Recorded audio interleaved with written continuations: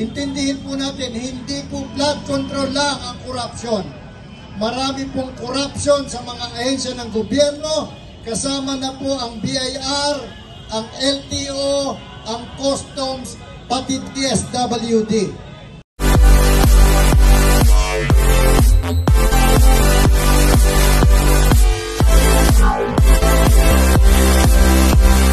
Si Commissioner Raymar Mansilungan mula sa mga senior citizen. Palakpakan po mga kabayan. Magandang gabi po sa inyo lahat. Naimbag nga rabi at kayo amin. Masanto siya labi at sa kayo amin. Maya pabengi po. Maray na banggi. Maayong gabi sa tanan. Hindi po ako politiko, so hindi po ako marunong nung drama na kailangang mag-resign lahat. Gusto ko lang pong i-share sa inyo yung pong corruption, hindi lang po sa flood control. Meron po tayong 12 milyon na senior citizen. Meron pong batas na nagbibigay ng social pension.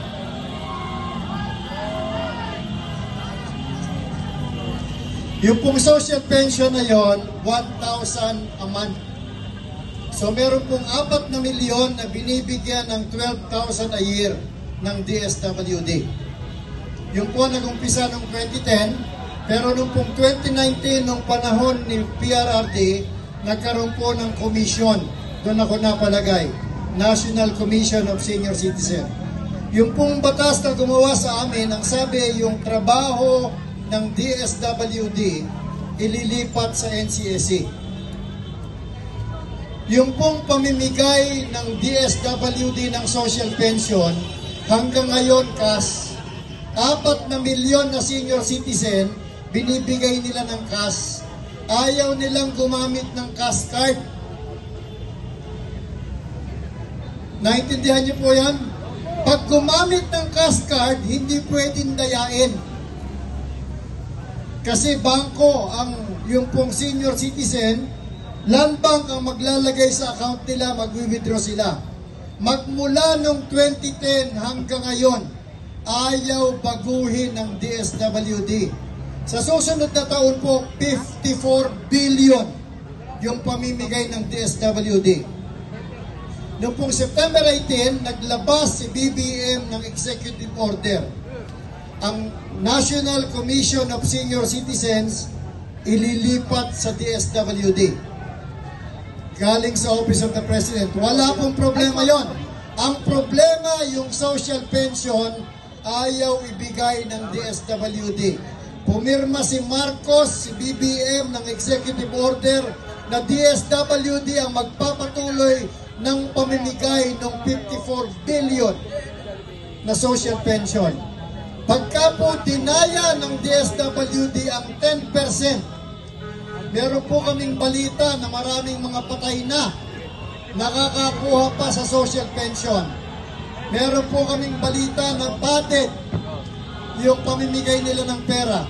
Pagka po 10%, ibig sabihin ang makukurakot ng DSWD, 5.4 billion.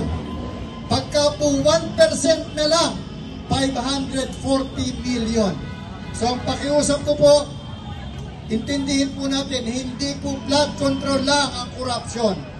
Marami pong korupsyon sa mga ahensya ng gobyerno, kasama na po ang BIR, ang LTO, ang Customs, pati DSWD. So pakiusapan niyo po yung ating mga kasamang senior, yung po mga nanay at tatay ninyo, na baka pwedeng gumawa sila ng paraan, mag-ingay sila. Ipamukha natin sa taong bayan na kinukurakot ng DSWD yung social pension, kaya ayaw nilang ilipat sa NCSC. Wala po ako sa NCSC ngayon, so hindi po yung pagiging commissioner ko ang dahilan. Hindi na po ako commissioner.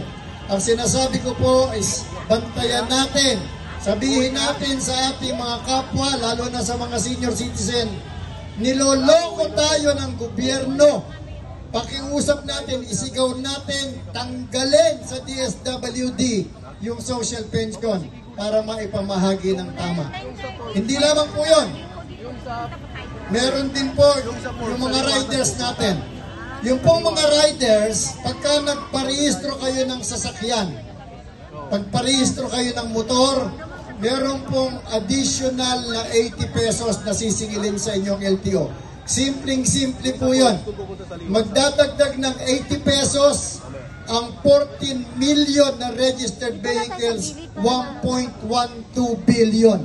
Saan pupunta? So, bakit ayaw ng DSWD na gumamit ng cash card? Bakit gusto nilang cash yung pinamimigay nila? Hindi po natin sinasabing merong korupsyon. Pero bakit magmula noong 2010 hanggang ngayon, napakadali namang pagdaan sa bangko? Bakit ayaw nilang ipamigay through cash card? Bakit gusto nila na pinamimigay ng cash? Nung nakaraan po, meron tayong akap. Meron tayong tupad. Yung tupad sa DOLE. Ano po ang nangyayari? Politiko ang nagsasabi, hindi DOLE. Hindi DOLE yung mamimili nung nangangailangan. Politiko ang magsasabi. Yun din po yung gustong gawin ng DSWD. Si Rex Gatchalian po yata, yung secretary ngayon, mukhang gustong tumakbong senator sa 2028. Kaya ayaw niyang malipat sa NCSE yung 54 billion na social pension. So isigaw po natin, hindi lang po flood control ang corruption. Marami pong corruption sa gobyerno. Hindi natin napapansin. Billion-billion din po ang halaga niyan. So panahon na po para palitan. Paano natin gagawin yan? Ipamukha natin. Kahit sino makausap natin, lalo na yung mga senior, ipamukha natin, corrupt yung DSWD. Kinukurap nila yung social pension, 54 billion. Kapag ka po naisisigaw natin yan, baka naman magdalang hiya. Baka naman po, baka magdalang hiya, baka sakali. Doon po sa Japan, merong minister ng transportation, merong minister ng highway, nag-iba yung tulay, siya yung minister nag-resign. Dito sa atin, nag-iba yung tulay, nagturuan. Hindi ko po alam kung may pag-asa pa tayo, pero siguro, aanyayahan, in closing, aanyayahan ko rin po kayo, meron po kaming ginawang 3 a.m. prayer. Meron po kaming ginawang grupo na tuwing alas 3 ng madaling araw, hinihikayat po namin lahat na magdasal. Ipagdasal natin na mahimasmasan si BBM para gawin niya yung dapat niyang gawin. Maraming salamat po. Okay, maraming salamat po, sir.